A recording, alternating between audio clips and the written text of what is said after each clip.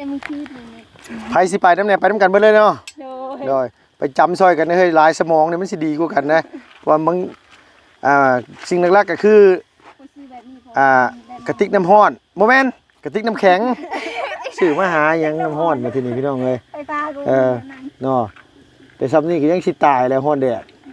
ซื้อกระติกน้ำร้อนมายังสิบ่โทหนูโอเคฉันมีแต่ว่ากินไม่ล่ะเข้านะบ่อยากไปอยู่เฮือนซะมื้อนี้น่ะบ่เท้าอยู่อ๋อเพราะเราบ่อยู่โดยเราเอาโทรศัพท์มาให้คอยถึงเนี้ยเปิดอันนั้นเปิดร้านบ่เป็นเด้ร้านคอยใช้เราก็บ่เปลี่ยนให้แล้วคอยยังบ่เปลี่ยนยังเพิ่นเปลี่ยนให้แล้วไปกินข้าวอิ่มแล้วก็ไปเลยเนาะเฮ้ยเนาะเช้ามื้อก่อนบ่หรือว่าสิกินข้าวก่อนมื้อก่อนเอาโอเคสบายดีเด้อเด้อ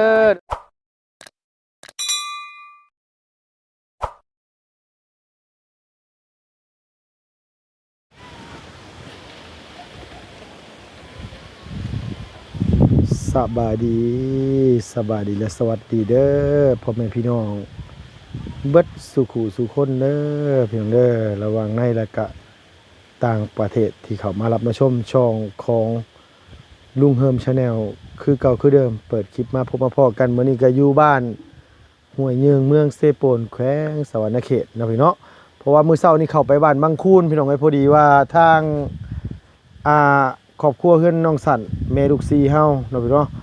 มือจบมืองามมือลบมือดีเพิ่นซั่นว่าขึ้นเฮือนใหม่ไต่เฮือนงามเข้าไปแสดงความยินดีน้ำน้องน้ำนุงเพิ่นเนาะพี่เนาะเข้าไปอันผูกคอต่อแขนขึ้นบ้านใหม่เนื่องในขึ้นเฮือนขึ้นซ่านใหม่เพิ่นเนาะพี่เนาะแล้วก็สิใกล้ปีใหม่ลาวหรือว่าปีใหม่ไทยสิเข้ามาแล้วพี่น้องก็ขอให้พี่น้องมีสุขภาพภายในแข็งแรงเนาะอย่าเจ็บอย่าจนลำไปรวยสุขภาพแข็งแรงไปใส่มาใส่ก็ขอให้ตลอดปลอดภัยเนาะพี่น้องมื้อนี้ก็พอดีว่าทางอ้ายใหญ่ใจดีเฮาเพิ่นฝากเงินมาเนาะพี่เนาะว่าสิมาซื้อเครื่องซื้อของซื้อของอยู่ทำกินให้ทางน้องค่ำแม่ห่างเดียวเฮานี่แหละพี่น้องเนาะเคสนี้ก็เป็นอีกเคสนึงพี่น้องคล้ายๆกันเลยกับน้องมอนแม่ห่างลูกหนึ่งคือกันนั่นก็เลี้ยงแม่คือกันเนาะพี่เนาะสถานการณ์แต่ว่าตัวนี้สินักกว่าน้องมอนแน่พี่น้องน้องคำเพิ่นนี่ก็ได้เอาเนาะพี่น้องฝากพี่ฝากน้องได้เด้อพี่เด้อคนเล็กน้อยเนาะพี่เนาะสมทบเพื่อนที่สร้างชื่อไม่ชื่อเสาให้น้องเพิ่นอันนี้นี่เป็นครอบครัวที่บ่ได้ผัวพ่อเมียเพียงนะพี่น้องอันนี้คือแม่ห่างที่ผัวปะเลี้ยงลูกผู้เดียวเนาะพี่เนาะได้เห็นอกเห็นใจน้องเพิ่นอยู่พี่น้องเนาะถ้าเฮาบ่ซอยเคสแบบนี้จักสิซอยเคสแบบใดพี่น้องลุงก็ได้เนาะเอาฝากพี่ฝากน้องฝากผู้ใหญ่ใจดีบ่ชุทานผู้ใดอยากเฮ็ดบุญเฮ็ดกุศลอยากทำบุญทำทานต้อนรับปีใหม่ก็ฝากมาได้ติดต่อมาได้นะพี่เนาะลุงสิเป็นสะพานบุญให้พี่ให้น้องให้ผู้ใหญ่ใจดีอยากเฮ็ดบุญเฮ็ดกุศลยกตัวอย่างคืออ้ายเพิ่นนี่ก็เพิ่นก็ฝากเงินมาให้ลุงพาทางน้องค่ำเนาะพี่เนาะทางลูกหลานออกไปซื้อเครื่องซื้อของซอยกันมาสั่นว่าโอ้เอาพี่น้องนี่ก็ลุงก็ต้องกราบขอบคุญขอบคุณขอบมุขขอบใจทางอ้ายใหญ่เพิ่นหลายๆพี่น้องเนาะเพิ่นก็ฝากเงินมา300เหรียญนะพี่น้องเพิ่นก็ให้ลุงนี่แหละพี่น้องเติมน้ำมันรถน้ำมันล่างน้องเด้อเฮิมเด้อว่าซั่นว่าขอบคุญขอบคุณหลายๆที่อ้ายมีความเมตตาเนาะเพื่อแผ่ก็เป็นเงินกีบเฮาก็2ล้านเนาะก็ได้ค่าห้องก็10คืนบ่ได้พี่น้องคันจ่ายแต่ค่าห้องก็ได้เนาะคันอยากค่าอยู่ค่ากินก็สิบ่ฮอดปานนั้นค่าน้ำมันรถแน่เอาเท่าใดก็ตามแต่ถือว่าเป็นบุญเป็นคุณเป็นความจบความงามที่อ้ายเพิ่นได้มอบให้ทางน้องทั้งนุ่งขอบคุณหลายๆขอให้อ้ายสุขภาพภายในแข็งแรงเด้อโดยไปพี่น้องมามื้อนี้คือเงียบแท้บ่รู้ว่าน้องอยู่บ่นี่พี่น้องบ่แม่นหนีกันเบิดแล้วบ่จักไปเล่นน้ำเซ่น้ำห้วยกันเบิดแล้วบ่จักเนาะเพราะว่าทั้งนี้ทั้งนั้นก็มันร้อนแห้งพี่น้องเนาะไปมีแต่ว่านี่แหละเนาะพี่เนาะลุงก็เข้ามาบ้านห้วยยิงนี่ก็เข้ามานี่แหละเข้ามาช่วยเหลือเข้ามาสร้างมาสาเนาะพี่เนาะเข้ามาเฮ็ดให้ผู้เพิ่นกำลังลำบากพอมีอยู่มีกินเนาะขอให้เจ้าที่เจ้าทานนี่แหละปกปักรักษาลูกเต้าเปิดถนนหนทางให้ไปมา ง่ายเราเนาะก็ขอให้เพิ่นคุ้มครองเนาะคิดถึงคุณพระพุทธพระธรรมพระสงฆ์เนาะพี่เนาะพระพุทธรัตน์ไตรเฮาคุ้มครองปกปักรักษาลูกหลานขอให้น้องพ้นทุกข์พ้นยากมีเฮือนมีซ่านอยู่ไว้ๆเนาะพี่เนาะไปมีแต่ว่าสิเข้าไปเยี่ยมพยายามทางน้องข้ามก่อนบ่รู้ว่าอยู่บ่พี่น้องแต่เงียบแต่เก่าได้ยินแล้วเสียงน้องมื้อนี้เงียบจังได๋บุนี่ไปเพื่อบ่เป็นการเสียเวลาเนาะพี่เนาะโดยนี่แหละน้องพี่เนาะผู้เฮือนน้อยห้อยเฮือนแขนอยู่คมไม่บิ๊กนี่แหละพี่น้องเอ้ยฮอดยามลมยามฟ้ายามฝนมานี่ก็โอ้ยกลุ้มใจเด้อพี่น้องเอ้ยนี่ก็ได้ย่านนั้นว่าต้นไม่บิ๊กหล่นลงมาใส่ทับเฮือนน้อยนี่ก็พอแห้งเนาะพี่เนาะปุ่นอีแม่เฮ็ดหยังเด้แม่เอ้ยเอาสบายดีเด้อสบายดีปอกหน่อไม้ปอกหน่อไม้ไปหาหน่อไม้บ่มื้อนี้เอาสบายดีลูกล่ะสบายดีโดยแม่จะไปใช้ลูกแม่ไปตลาดลูกบ่ได้ไปบ่ไปได้ลูกคือบ่ไปบ่ได้ไปฮ้อนแท้อยากเล่นน้ำเซ่อยู่บ่อยากเล่นบ่น้ำเซ่อยากเล่นป้าไปนั่งอยู่เตียงพุ่นป้าลูกป้าไปนั่งอยู่เตียงพุ่นป้าฮ้อนพี่น้องเอ้ยฮ้อนแดดเนาะล่ะเนาะไปอาบน้ำมาแล้วบ่ลูกฮะอาบแล้วโดยตายพอลุงบ่สิมารับแม่อีหลาไปอันว่าอันนี้ขึ้นไปนั่งดีๆดูล่ะไปนั่งจุ๊บเจือบ่สิมารับอันคือฮ้อนแดดแท้บัดนี้ฮ้อนแดดไปนั่งอยู่เฮือนผู้ไปมันฮ้อนแดดอยู่นี่ฮ้อนบ่ฮ้อนก็ไปนั่งอยู่เฮือนไปลูกป่ะน้องน้อยพี่น้องเอ้ยเรียนอยู่ป.3 อีหลาเพิ่นไปนั่งถึงในเฮือนนี่แหละฮอนแดดหลายอีแม่กำลังนึ่งข้าวบ่แม่โอ้แม่เพิ่นกำลังนึ่งข้าวคือบ่หาแนวปิดไว้นี่ล่ะแม่เอ้ยคือบ่หาแนวปิดหวดไว้แน่โดยทายพ่อลุงว่าสิมารับอันว่าอีหลากับแม่ไปอันว่าซื้อเครื่องอยู่ในตลาดอยู่แม่ไปตลาดแล้วเพิ่นไปซื้อหยังในร้านได้ถามเพิ่นบ่ฮู้คือกันโดยฮ้อนแห้งพี่น้องเอ้ยผู้ใดมาแล้วบ่แม่นบ่นั่นน่ะพุ่นแม่แล้วพุ่นน่ะโอ้ยถือหมวกอันว่าอีเทิงปานคุณนายว่าที่นี่พากันไปหาซื้อหยังล่ะหั่นน่ะบ่ได้ไปนำแม่ซ้ำมื้อเช้านี่เนาะอีหลาจะไปอยู่ตลาดเซโปนไป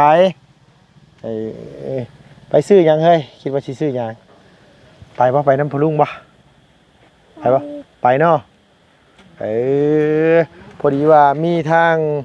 พลุงใหญ่ใจดีอยู่ทางต่างประเทศเพิ่นฝากเงินมาให้พลุงพาไปซื้อของในตลาดว่าซั่นว่าอีหลาอยากได้หยัง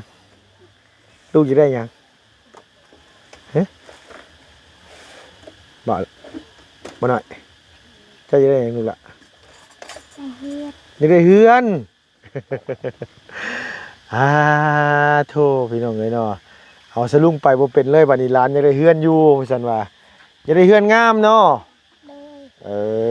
อันนี้มันเป็นไดอันนี้มันนอนบ่ม่วนบ่มันนอนบ่คักยันฝนตกห้ามหัวบ่แม่นบ่เพิ่นยันฝนตกห้ามหัวเอาเนาะพี่น้องเอ้ยบ่มีบ่ผู้อยากเฮ็ดเฮือนเฮ็ดซ่านให้ทางอันอีหลาน้อยนี่น้อยเนาะโดยสบายดีป๊อโธ่หมู่อีเทิงนี่เนาะปานคุณนายหนังฝรั่งพี่น้องเอ้ยฮ้อนบ่ค่ำไปซื้อหยังเฮ้ยเขาอย่าถามแน่ฮะไปซื้ออันนั้นซื้อยาหยังนั่นจะแก้ปวดแก้หยังนี่บ่ตายสิไปมันน้ำกันไม่ได้บ่ฉบับนี้เนี่ยบ่สิมารับไปชื่อเครื่องชื่อของ ว่าแต่รถเฮาบ่เย็นจ้ามันไปตกหลุมท่าอะไรเมื่อกี้นี่บ่เย็นป๊าตกเข้ามาบ้านหัวยืงพี่น้องเอ้ยเปิดกระจกรถเข้ามาอันนี้ แม่นยังปานนี้ดีเฮ็ดยังกัน สบายดีเด้อไปซื้อซอมาให้หยังเฮ้ย ซื้อซอให้อีนะ ไปซื้อซอมาให้น้องนางบ่บ่น้อย โดยโดย ฝากแม่ซื้อสีบ่ โดย เป็นอันนี้ก็ได้ เป็นอยู่บ่เดี๋ยวจบขับรถ บ่ได้เป็น ฮะไปใช่ครับ ไปอยู่บัดมาบ่ได้ พาวีลงห้วยไปเด้อเฮ้ยว่าสิพาไปซื้อเครื่องใหม่อยู่ได้นี่น่ะไปน้ำกันได้ไหมได้บ่นี่ ได้ ได้เนาะแต่แอร์รถลุงบ่เย็นนี่ล่ะเอ้ย เปิดประตูเอา เปิดประตูเอาค้อนกุ๊บทีบได้เนาะเฮ้ยเนาะเอากระสร้างมันเลยเฮ้ยมันไปตกหลุมท่าอะไรบ่นี่แอร์รถบ่เย็นตั้งแต่อันนั้นพุ่นพี่น้องเอ้ยเข้ามาบ้านหัวยืงบ่ให้เปิดประตูเข้ามาเดี๋ยวมีแต่ฝุ่นว่าสิล้างรถใหม่ก็ยังบ่ทันได้ล้างอยู่บอกน้องหลายมื้อแล้วว่าสิย่างล้างรถมื้อใดก็บ่ได้ล้าง ไปกินข้าวแล้ว โดยไอ้กินมาแล้วเมื่อกี้นี่กินก็ป่นปลาหลาย กินข้าวก่อน กินข้าวกับป่นปลาบ่ได้เฮ้ยกลับมาก่อนนะจะกินข้าวหั่นน่ะว่าสิไปซื้อเครื่องก่อน วงไปกินข้าวลูก ไผวงขายเครื่องอยู่เฮือนพุ่นไปหาอยู่เมื่อกี้นี่ทางอาจารย์ลาวบ่โทรมาหาน้องเพิ่นถามว่าอยู่เฮือนบ่หยังเพิ่นฉันได้เข้ามาบ่มื้อนี้น่ะ ยังมีไผเข้ามาเลยอืมเอาก่อนเพิ่นสิเข้ามาเฮาพาไปตลาดก่อนเด้อเฮ้ยจดไว้แม่มีหยังแน่ที่อันว่านี่น่ะนางอันว่าที่หลักๆที่แบบว่ามันขาดนี่ไปไล่คิดอยู่หั่นลืมเลยนางเอ้ย จดบ่ ครับ จดเอาไอ้นางจดก็ได้บ่ทันมาจดเลย จำเมาบ่ จำเอาก็ได้ มันอยู่ในสมองเลยพ่อเลยเนาะหลักๆก็คือหม้อพี่น้องไอ้ทางน้ำเนาะแล้วก็คือพวกโอ้หลายอย่างหลายแนวพี่น้องกระติกน้ำอย่าลืมเลยตัวนี้ได้ศาสตร์ยังไงสินะบ่แม่นว่าเวลาสิปูนั่งบัดเล่นไปยืมแต่เฮือนน้องกันว่านั่งก็บ่ได้เนาะนั่งเนาะศาสตร์พื้นเดียวแก้ไปแก้มาอยู่บ่แม่อยู่เฮือนนี่หม้อใหญ่ๆงามๆมีอยู่บ่มีกระติกน้ำใส่น้ำก้อนมีบ่มีบ่มีหยังเลย เดี๋ยวเฮาสิซื้อมาให้เด้อเดี๋ยวเฮาสิพาน้องๆเพิ่นไปซื้อมาเจ้าอยากได้หยังแน่เจ้าแบบว่านี่น่ะเจ้าอยากได้หยัง จักได้หยังบ่ฮู้ บ่ฮู้ บ่ฮู้เอ้ยบ่ เอาเจ้าอยากได้หยังซะเจ้าอยากได้หยังซะที่แบบว่ามันจำเป็นแน่หั่นเจ้าอยากได้หยัง จะหาบ่ฮู้จักได้หยังแล้วลูกซื้อให้สิเฮา เอาเนาะ เอาบ่ให้ก็แล้ว โอ้เอาง่ายอยู่ดอกซั่นน่ะพี่น้องเอ้ยมีแต่ว่าให้น้องเพิ่นนั้นว่าอันนี้เอา เอาหาลักจ้ะ แต่ว่าหลักๆนี่ก็คือพัดลมเนาะเฮ้ยเนาะ พัดลมค่ะถ้ามีก็สิเสียบอยู่ใส่เนาะ มาเอาปากเป่าเอาโอ้ยมันปินน่าร้อยเนาะแม่นบ่ลูกเอาบ่พัดลม เอาพัดลมตัวนี้น้อยเด้อเนาะจักมีหลักๆก็คือนี่แหละพี่น้องเอ้ยพวกผ้าพวกมีดนี่แหละเนาะนางเนาะพวกหม้อพวกอันว่าอันนี้หลายอย่างหลายแนวอยู่ดอกที่มันอันว่า น่ะตรงนี้ เราคือตังไกลมาตังไกล ใช้กระเป๋าผ้าไปโรงเรียนตัวใดดอกอันนี้ลอยโอ้ตัวนี้บ่แม่นบ่ลูก โดย อ่านเป็นแล้วบ่เจ้าอ่านเป็นแล้วบ่อ่านได้ยัง โดย ได้ ได้เนาะ โดย อ่านได้แล้วเรียนอยู่ป .3 ติบ่ล่ะ โดย สมมุติว่าจบป .5 อยู่บ้านนี่แหละสิไปต่อมอยู่เซโปนบ่ โดย ย่างไปบ่ โดย โดย ย่างไปบ่แม่นมันใกล้เด้อเฮ้ยลัดไปนี่ก็โอ้ไกลเติบเลยเนาะคันย่างกับหมู่หลายคนก็พอย่างอยู่แต่ว่าน อนเอา ฮะ ไปนอนเอาวะ อ๋อไปอยู่โรงเรียนชนเผ่าไปนอนอยู่พุ่น บางทีเป็นเจ้ากะมา อ๋อวันที่วันศุกร์ตอนแรกวันศุกร์ก็มา โดย อ๋อไปนอนอยู่พุ่นไปเที่ยวบ่ได้เด้อเนาะ บ้านจ้าละก็มุกยาติเลย อันไหนก็ กินข้าว ลูก อ๋อเขากินมาแล้วแม่เขากินมาแล้วจักเล่นนางกินแม่แต่แม่กินข้าวไหม่ชื่อเจ้าป้าแกงนอพี่น้องเอ้ย แม่ แกงนอเอากินแม่พ่อแม่แล้วหนึ่งเขาไม่เอาแม่เฮ้ยกินก็อยู่นี่นอนก็อยู่นี่เนาะหลานเนาะ โอ้นั่นเฮ็ดลูกจัก ไปนอนนี่ใช่ โดยกินก็อยู่นี่นอนก็อยู่นี่เนาะแม่เนาะมาเด้อทางนั้นเด้อกินข้าวจะโดย จ้าจ้า เอาแม่ไปไหมล่ะไปล้างมือกินข้าวแกงนอเขาถามมาดีบ้านที่เจ้ากินอึ่งบ่ บ่มีอึ่งอ่ะ บ่กันมีนี่กินบ่ กันกินคือกัน กินบ่ โดย บ่อยู่ในตลาดเซโปนเขาเจ้าขายโลนึงเท่าไหร่วะโลละ120,000ด้วยแหละโอ้ซื้อมาต้มจังว่าคักไปจังเนาะบ้านตัวมีใบมะขามบ่มีบ่กินอยู่บ่อันอึ่งเจ้ากินอึ่งอยู่กินเนาะมาไหมจาน่ะ จ้า เอาเลยมาไม่น่ะมาไม่กินข้าวเลยจังไปปะพอดีไปไหมร้อยไปล้างมือมากินข้าวก่อนกินข้าวแล้วสิพาน้องเพิ่นไปซื้อเครื่องก่อนพี่น้องเอ้ยเพราะว่าทั้งอ้ายเพิ่นฝากเงินมามื้อเช้านี่โอ้หลายอย่างหลายแนวเติบอยู่ดอกเผื่อมันอันนี้นั่นล่ะเนาะมันยังลมยาดมแล้วบอกว่าสิไปซื้อเครื่องนี่ลมยาดมแหละเมื่อยบ่ไปไหมไปล้างมือมาดูหล่ะไปล้างมือมาจะดูไปมาพ่อลุงเอาอันนี้ก่อนมาก่อนไปล้างมือกินข้าวก่อนไปกินเนื้อหลายๆแล้วว่าโอ้ยมวยมักแกงนอปานใดพ่อจะแกงนอเนาะน้องเนาะแกงบัดแกงกันว่าทางกันว่าทำแม่แล้วแกงแบบบ้านๆได้พี่น้องใส่ผักเน่าอยู่บ่วะ บ่มีอ่ะ บ่ได้ใส่ผักเน่าซ้ำ โดยบ่มี แล้วใส่ผักยังใส่ ตู้ ไอตูเออ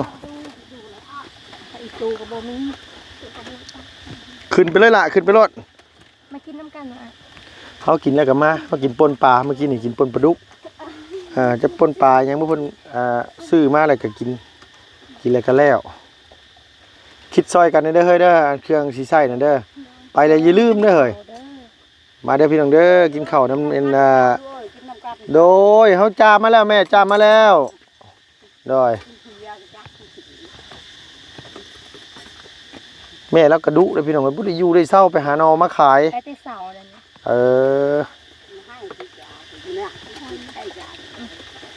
นี่ เอากินข้าวก่อนถ้าหลวงวงบ่ได้มาสำนักขายเครื่องแม่บ่อยู่บ่มื้อนี้หรือว่าในใดบุญนั่นน่ะ โดยเมื่อวานนี้แม่เราก็บ่ได้ อืม เราก็มา โดย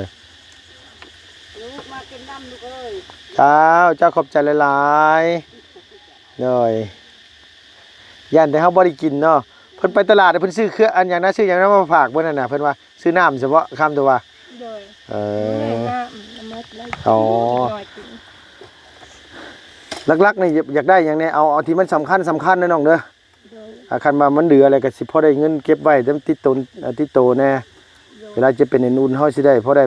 ได้ซื้อยากินบ่แม่นหยังดอกพอลุงว่าสิว่าหลายเทื่ออยู่ว่าอันภายผู้แขนลูกน่ะพยายามอันว่า บ่มีเงินจักนะ บ่ให้มันยาวปานใดหรือว่าบ่ใส่เลยก็ดีคือกันภายผู้แขนมันโตน้ำเชื้อโรคมาให้เด็กน้อยคือไปว่าเขาไปบายหันบ้านนี่แต่มันติดบางทีเขาไปจกเข่าจกด้ามบางทีว่ามันถือเข่าถึงน้ำมันก็สีเฮ็ดให้เชื้อโรคมาอันนี้เห็นบ่เจ้าสังเกตบ่เฮาบ่มีจักอันเด้มื้อเช้านี่เฮาไปขึ้นเคลื่อนใหม่เพิ่นผูกเต็มแขนเฮามาเฮาก็แกะออกเลยเฮาเพราะว่าเฮานึงมาเฮาบ่มักใส่ฝ่ายผูกแขนบ่มักแต่คือทางเมตู้พี่น้องเอ้ยที่ว่าแม่ของแม่ลุงอยู่บ้านเนี่ยแล้วผูกให้เลือกลุงก็แกะไว้แล้วก็เอาไว้หน้ารถเอาไว้ในเก็บรถกินไหมลูกหล่ะกินไหมเป็นยังก่อน บ่กินไอ้บอกนางวกมันมากินข้าว อ๋อเลย มันบ่กิน อันนี้พวกกินบ่ อิ่มแล้ว กินไหมลูกกินในหลายนี่ได้จะได้ใหญ่ไปไวมือใดได้สิได้เฮือนงามน้ำเขาเนาะถามว่าลุงสิพาไปตลาดจะอยากได้หยังคิดเฮิงเติบพี่น้องแล้วว่าเขาอยากได้เฮือนมาฉันว่าลุงไปบ่เป็นเลยสิพาไปซื้อเครื่องอยู่ตลาดไปอยากได้เฮือนมันบ่มีเฮือนขายแล้วอยู่ตลาดเนาะมีก็ลุงซื้อบ่ให้บ่ได้ดอกมันแพงโพดไปบอกไอ้วงไปมากินข้าวได้ลูกเด้ออย่าไปเล่นน้ำเซ่ไปฉันว่า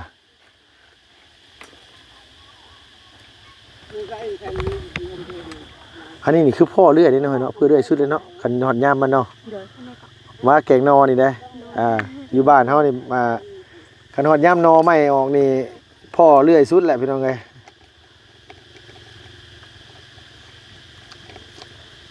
เป็นจังได๋ก้อยหมูหมู่บ้าน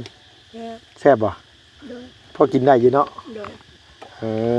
กับมื้อนี้พี่น้องเอ้ยว่าสิอันว่าอันนี้เพราะว่าเมื่อวานเมื่อก่อนนี่ฝนตกแหละทางเมืองพีนทางอันว่าพะลานอึ่งออกเขาเจ้าเอาอึ่งมาขายเดี๋ยวไปตลาดนัดคันว่านี่สิซื้ออึ่งมาต้มกินก่อนอยากอยู่บ่กินน้ำกันนะคันต้มเลยกินน้ำกันเลยต้มเลยเฮากินผู้เดียวเฮาบ่กินนะขมังคือกันได้เนาะแม่เนาะขมังเด้เดี๋ยวต้มอึ่งมันสิบ่ง่ายมันสิบ่ยากปานใดดอก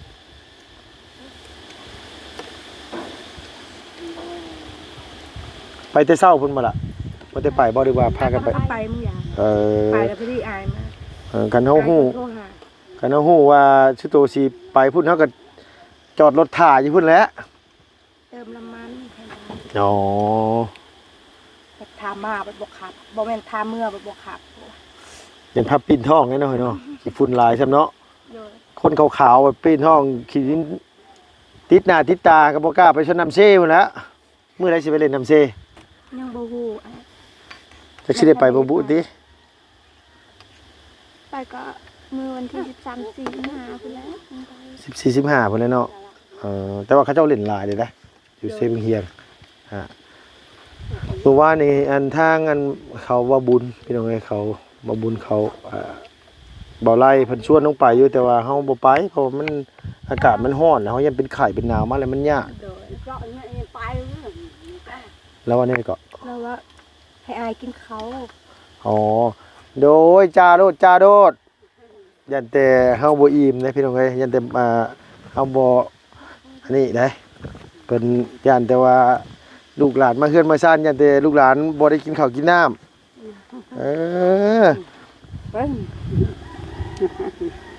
แม่แกงเองได้บ่แกงเองแกงเองจ้าเองเนาะเอาเมื่อวานนี่ได้กินอยู่บ่หมูน้ำเขาเมื่อวานนี่ได้กินแซ่บบ่แซ่บได้กินโลหรือไปบ่ได้กินลูหายโดยยันว่ากินเนี่ยมันยันว่ามันบ่แซ่บแซ่บอยู่เนาะด้วยละกระตาเพื่อ เพิ่นว่าหยังก็พุ่น หากระตามึง อันนี้ลูกน้ำกระตาลูก เอาคือ กินเด้อสบายดีนับมือแห้งนับงามขึ้นเนาะโอ้ยร้านแม่นี่มีแต่ผู้อ่อๆเนาะแม่เนาะอ๋อบ่งามเนาะงามโอ้โดยเอาพี่น้องเอ้ยมีแต่ว่างามเอ้ยบ่ซั่นว่าโดยเอามีแต่ว่าให้น้องเพิ่นกินข้าวก่อนแม่อันนี้แต่มึงคิดเลย ไผสิไปนำเนี่ยไปนำกันเบิดเลยเนาะโดยไปจำซอยกันเฮ้ยหลายสมองเนี่ยมันสิดีกว่ากันนะว่าบางสิ่งหลักๆก็คือกระติกน้ำร้อนบ่แม่นกระติกน้ำแข็งซื้อมาหาหยังน้ำร้อนมาที่นี่พี่น้องเอ้ยเนาะแต่ซ้ำนี่ก็ยังสิตายแล้วร้อนแดดซื้อกระติกน้ำร้อนมายังสิบ่โทเนาะโอเคฉันมีแต่ว่ากินไม่ล่ะข้าวนะบ่อยากโดยไผอยู่เฮือนซั่นมื้อนี้น่ะบ่เท้าอยู่อ๋อเพราะเราบ่อยู่โดยเราเอาโทรศัพท์มาให้คอยถึงเนี้ยเปิดอันนั้น